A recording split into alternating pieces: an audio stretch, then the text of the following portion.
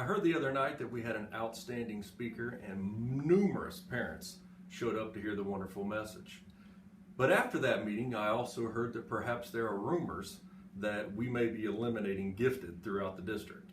Well, first and foremost, I want to put your fears to rest and let you know we are not eliminating gifted services in Springboro Schools. We are not eliminating clustering students in grade 3, 4, and 5 next year. This year, what I wanted to do, as many of you know, I actually oversee elementary curriculum myself. We do not have a separate person that does that anymore, based on some reductions in force. One of the things that I wanted to accomplish while overseeing curriculum was to truly get the feedback from all of our teaching staff in the elementary ranks as to what we can do to make our elementary schools the best. And in doing that, we have to think about all kids, not just kids in certain area, but all kids in the way that our processes and procedures are aligned within our building. One of the discussions has been gifted, and we certainly are looking at how can we advance our gifted services to truly prepare the 21st century learner. Before any change would take place, we definitely would have numerous community meetings to not only hear from the staff and parents, but also our students who perhaps might be older, and also our community members as well. We all have a vested interest in accelerating achievement for our students. So I just wanted to let you know today, don't expect any huge changes next year in the way that we deliver gifted in grades 3, 4, and 5. But we are, as always, and in every program that we have, looking at ways to modernize, be more efficient, and more effective in the way that we deliver instruction. Thank you.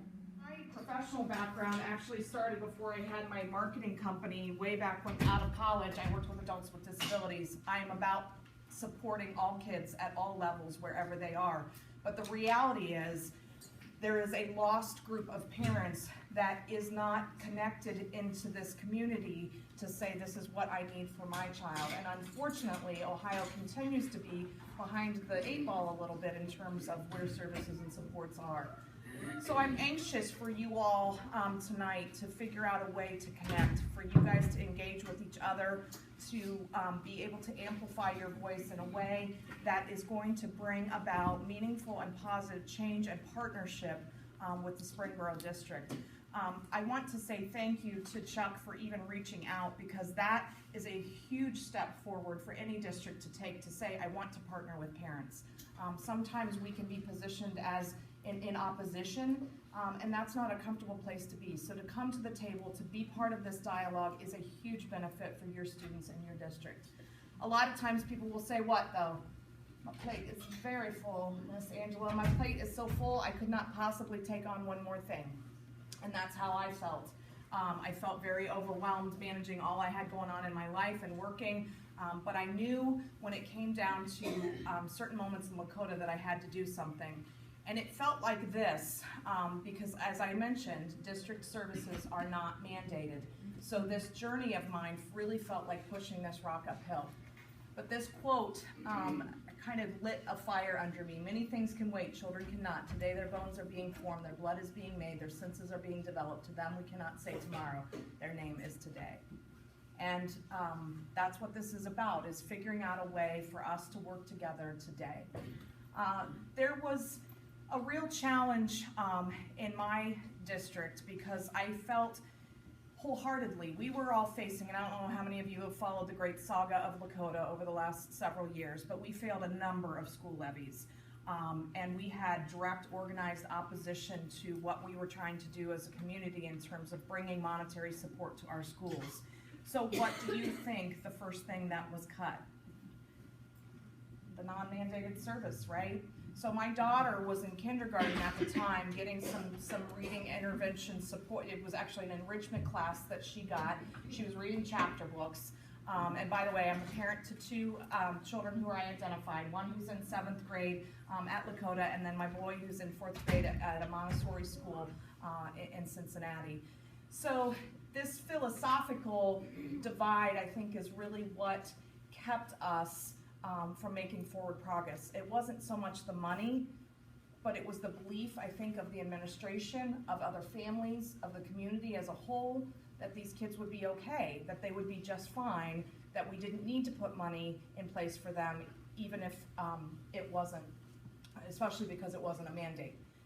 This is the reality. I don't know if this looks familiar to you all, but this is the Great Bell Curve.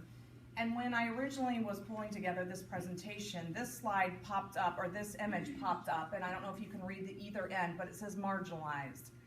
And I thought, that's the reality for a lot of gifted kids. They are marginalized. The reality, though, as well, and I heard this from Ann Sheldon, and Ann is the director of OAGC.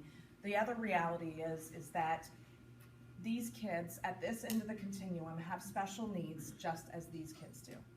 And the first time I heard that, I was kind of like, what? And then I started to digest that and really process that and look at my own kids and their experience, and I began to understand, yes, they definitely had special learning needs, and I had to figure out as a mom a way to support that because the school didn't have the services in place to make that happen. Anybody ever feel pushed outside of your comfort zone when you're talking with a teacher one-on-one or talking with a principal about services and supports? Maybe you guys don't struggle with this, but let me say, I have labored more than once to find the right words. I have practiced in the mirror, I have practiced on paper, I've practiced to my husband, I've practiced to my neighbor, sometimes to my dog, and then I will go in and try to talk to a teacher one-on-one. Sometimes I'm successful and sometimes I fall flat on my behind. But part of it is because it's out of my comfort zone. I don't like to have confrontation. I'm not a confrontational person by nature, so that's a very uncomfortable role for me. The other challenge I think sometimes as parents of gifted children is it's kind of that steady as she drifts, right? They're gonna be fine. I mean, it's all good, right? I mean, they're bringing home these A's and A pluses, and they're getting in the honors classes they need to get in, and everything's fine. They can just drift along and they'll be great. And they will until they smack dab straight into that wall. And I love to tell people about my sister, who I love with all my heart dearly, 3 years older than I am, who was a National Merit finalist, full ride to the University of Dayton, who dropped out of college her freshman year because she finally hit the wall. And she hit it going probably about 1,000,000 miles an hour, if that was possible. So for her, it was steady as she drifts until it wasn't anymore. And so that sometimes is why we don't do anything, though, because it feels very comfortable and they're doing just fine. Another reason why, I don't know if any of you have ever had that experience where you feel like you have a giant bullseye right here or on your back, and it's very uncomfortable to feel like you are going to be that parent. Anybody willing to admit that you've been concerned about being that parent? All right. So here's that reality. I had a teacher say to me one time, and again, I am not one, I don't fight every battle, and I'll talk about that in here, but when I went in to talk about my kid, I wrote an email and I just said, I'm just really concerned because I don't want to be that parent. I literally used those words. And she responded back to me and she said, if you mean by that parent, the parent that cares about her child and wants to be involved in her education, I welcome you to be that parent. And I thought, oh, thank you. But that doesn't always happen, right? And sometimes it's our word choice, sometimes it's the barometric pressure, sometimes it's the fact that the teacher's had a bad day. It just is a culmination of things. But you also don't want to have the bullseye on your kid. And sometimes we worry because we don't want them to become that kid, the kid that's stigmatized in the classroom, the kid that is bullied, the kid that becomes inadvertently the anti-teacher's pet, even though they could be so engaged in such a wonderful part of the classroom. I don't know if any of you feel this way when you talk with an educator. No offense, educators in the room. But sometimes I feel like the small dog. I feel like I am going to get eaten alive by Marmaduke. And I don't have the vernacular. I don't have the education. I don't have the background and experience. And all I have is my experience as a mom, right? I have that. I can be armed with research and information, but sometimes even that is uncomfortable. So I think there are times we don't do anything because we feel like that small dog.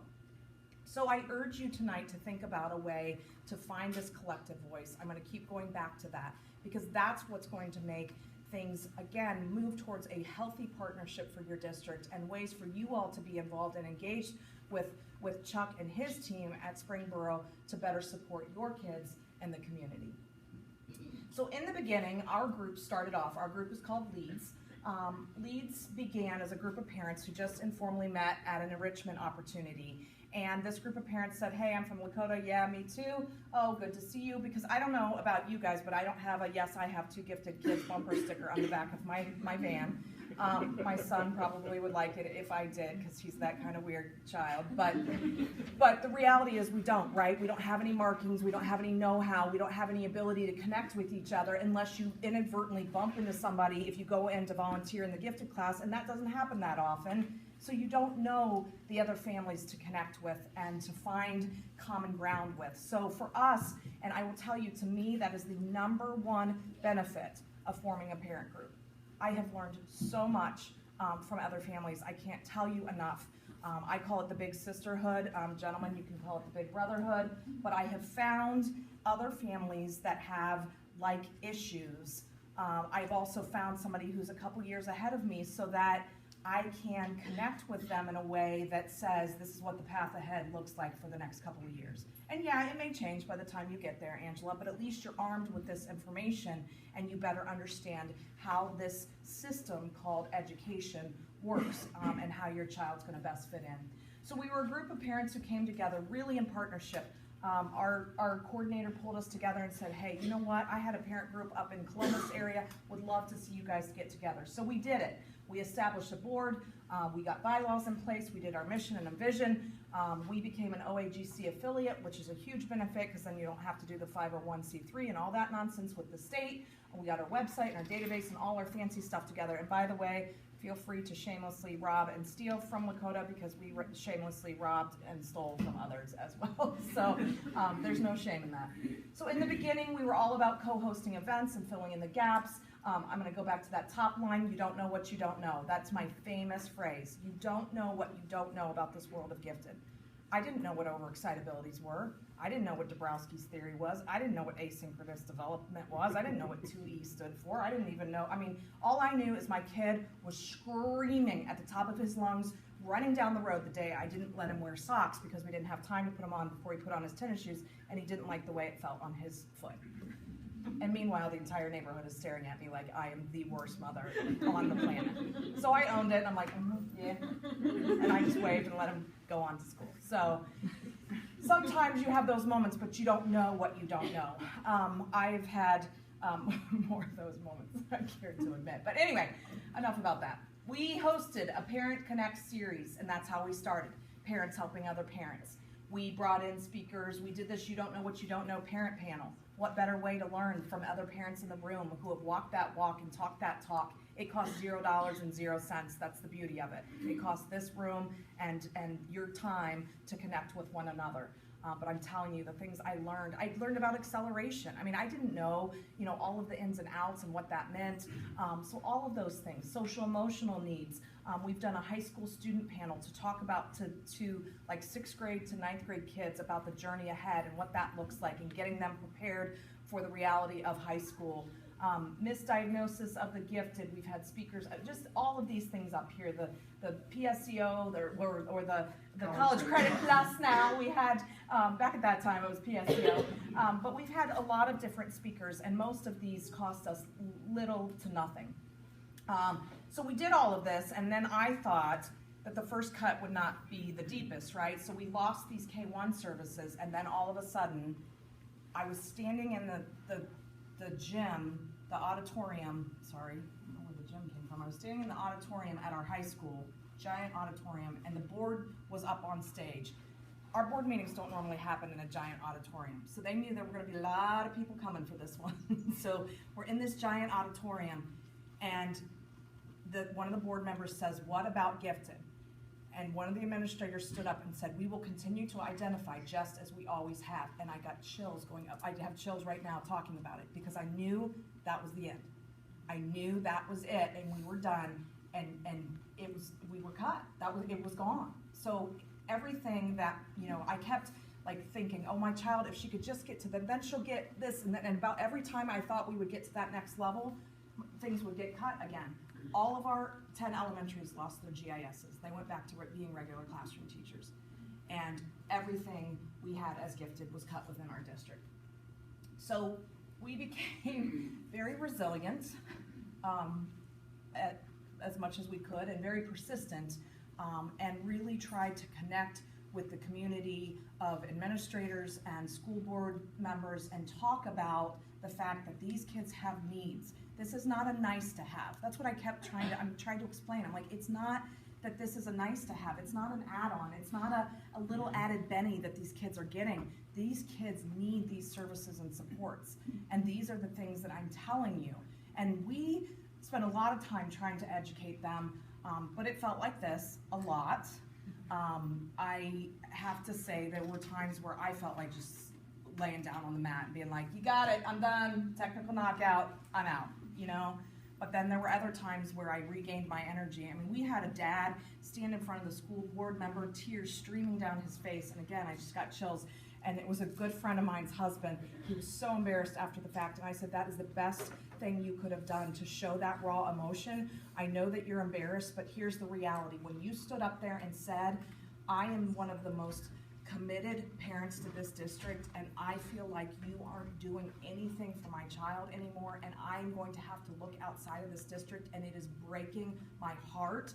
I mean, his passion spoke louder than anything I've heard in a long time. So it felt a little rough, but we still thought we've got to put kids and families first. So we did. We did the Write Challenge, which is a writing competition, K through 12, which I'll talk about a little bit later, and some of these other things. We did a summer enrichment fair, family picnic, those kind of, because we are in a period of rebuilding with Lakota. We have obviously passed our levy, and all of the 10 GISs have been returned to working with gifted children for their entire work day. We have 2 7 through 12 support positions that are in place, and we're working to get additional supports back in place. We've done a lot of things. We have a gifted steering committee now comprised of administrators, teachers, parents, working with getting student input and finding out the other things that we need to lay ahead in terms of our roadmap. And the board has been very supportive of that. One of the board members told me, we are more unified as a board on this one single education issue than we have ever been unified on anything. And I attribute that to the fact that we as parents help them understand that. You don't know what you don't know. So if you don't have a child who's walking this path, it seems like you're weird and elitist and you're asking for more that's unnecessary, and that's just not the case. But we've relayed some of this foundation and some of these things that I've already talked about, and we really have a great group of parents stepping up. I failed to mention, we also lost our gifted coordinator during those cuts. We had nobody. The only mandate, the only person we had was somebody doing the testing. So what good does that do? So fortunately, again, we've begun to rebuild, and it's been a trust rebuilding for us that really has taken some time. So let me shift gears for a minute and talk about the fact that this journey can't be done wrong. I don't know how many of you beat yourself up on this journey called parenthood, but I have done it more than once. I've probably done it about 5 times today, to be exact. It is, I tell people, the best thing and hardest thing I've ever done. I don't know if you feel that way on your own journey. But I heard at NAGC, at the national conference, I heard a speaker one time, Stephanie Tolan, and I don't know if anybody knows any of Stephanie's work, but if you've ever followed the cheetah metaphor for gifted kids, that's Stephanie. And she talked a lot about how you can't do it wrong. It may often seem, no matter what you do, how you make your choices, you can't do it right. No wonder you may from time to time feel exhausted, frustrated, angry, sad, confused, and frightened. If you were to believe or even to act as if every single choice you make for your child is the right choice at that time, you make it, one of the heaviest burdens you carry in raising that child would be removed. But what if it's the wrong decision? What if it hurts my child? I'm proud to say she did a great acceleration, best decision we ever made. Because when we went to her, it's a team process, and when we went to her, she was the last we had done all the testing, we had had the teacher input. I mean, it's a process, it's an instrument that you use as a team and walk through, and they said, what does she think? We're like, we don't know, we haven't talked to her yet, and then we said, we'll go back and discuss it with her now that we know it's an option. We did. She said to my husband, oh good, I won't be bored anymore. Done. You know, this was a kid reading chapter books when other kids were learning their ABCs, so it was a necessary part in her educational journey, but I'm telling you what, it about tore me up. My husband's much more analytical, cut and dry. So for him, he's like, you know, fine, let's just, you know, do it. And no decision is forever. So I think oftentimes we beat ourselves up as parents. And I don't know about you, whether you come from a place of anger and agony when you're making these decisions, or peace and resilience.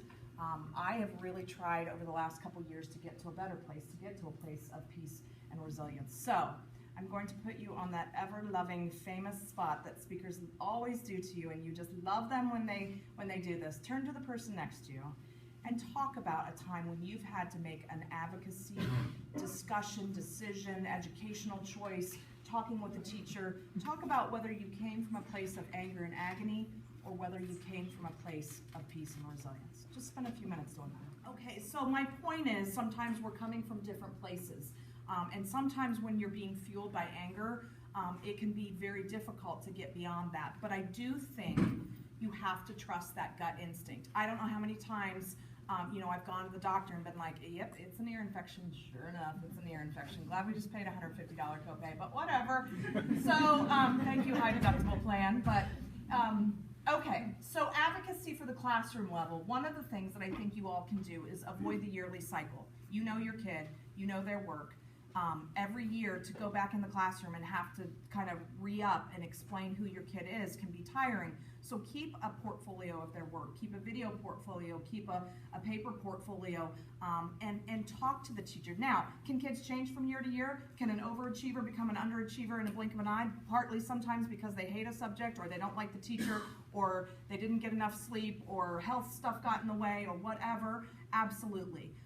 But more often than not, kids become underachievers because they're bored, because of that. And I know educators hate that B word, so try to avoid that. But if they're not stretched as far as they can be stretched, call the team meetings like I talked about. Begin with the classroom teacher. No classroom teacher loves it when you jump over their head.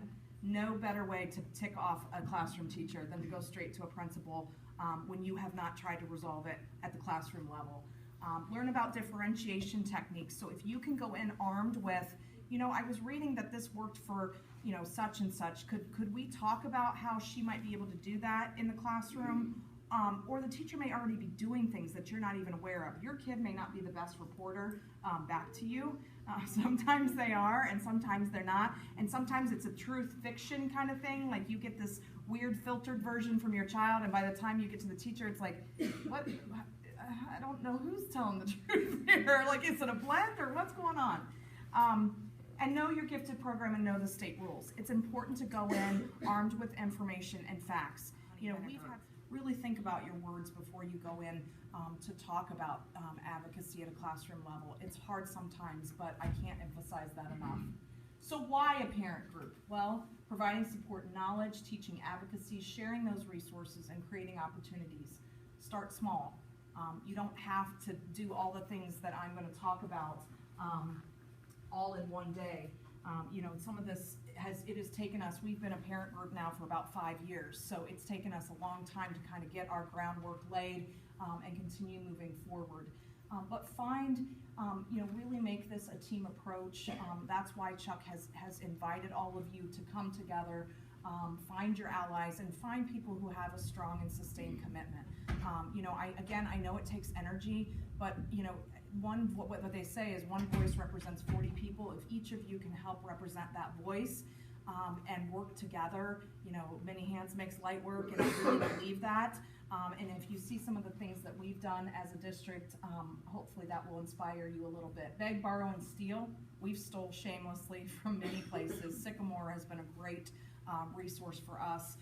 Dublin, there's been some other communities who have really helped us get started, and it really, it's simple. It doesn't have to be complicated. When I say form bylaws, you ask me to email them to you, and you type your name of your group across the top. It's that simple. Well, you might want to like pay a little more attention, but you get where I'm going.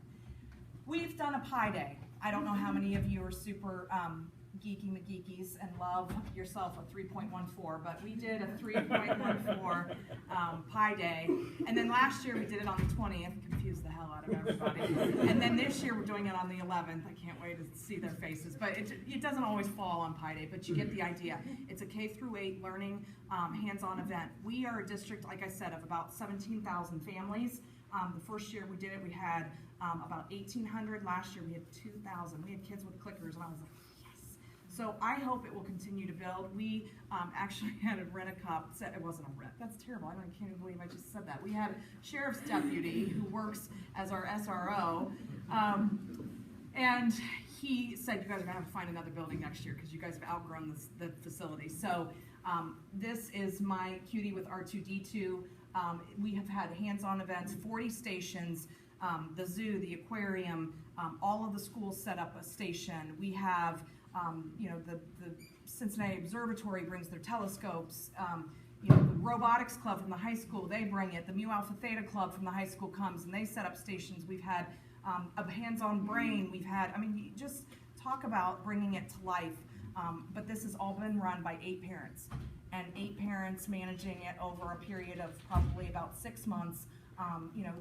Parts of it taking longer than others, but we have loved this opportunity, and it open to all families. That's a piece that I haven't talked about. What your efforts are as families, your number one mission and goal is to support the needs of gifted kids in Springboro. That being said, you want to be inclusive, because there's no better way to shout, I'm an elitist, than to shut the door in somebody's face. So all of these opportunities we have opened up to our entire district. So Pi Day has been open to all of our K through 8 students and their families. Book club.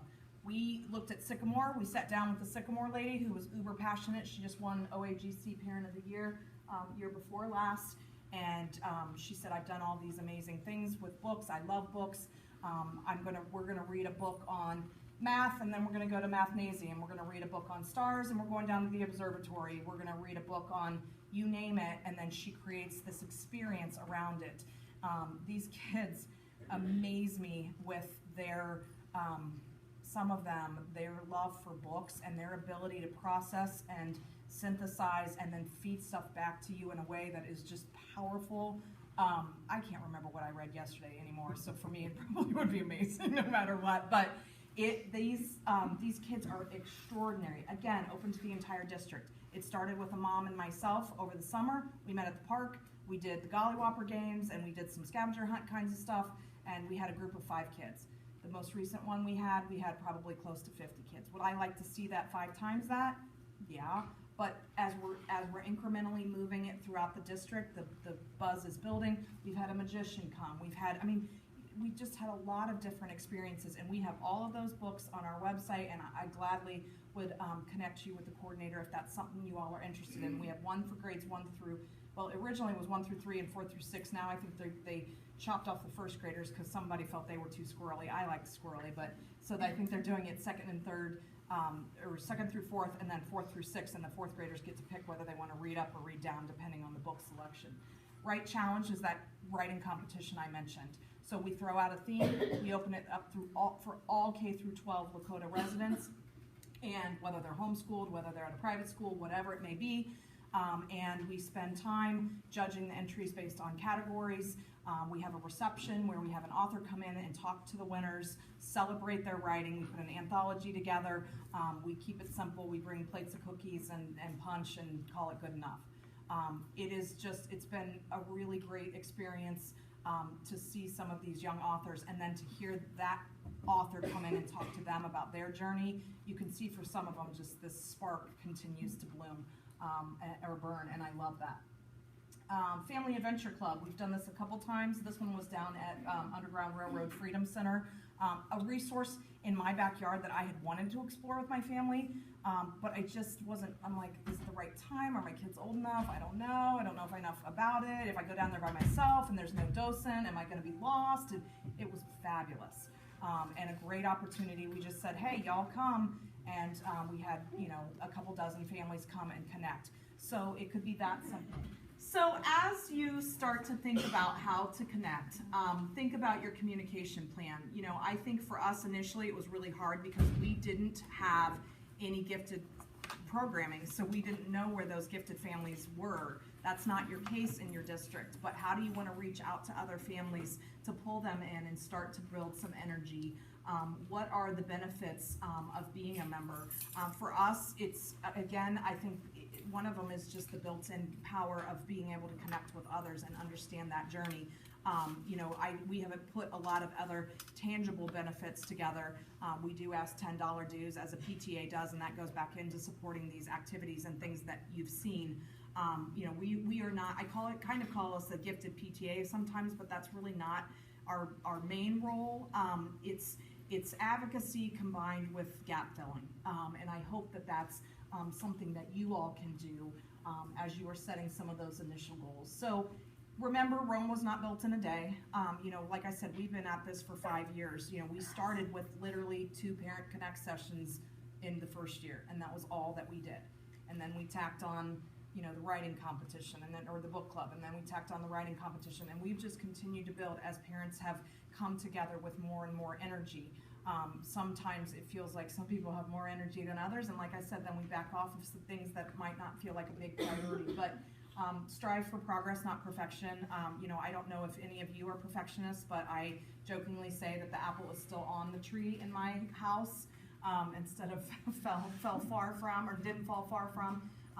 I always want to try to make things perfect, and then sometimes I don't do it at all because I can't make it perfect. So get past stuck and get it going.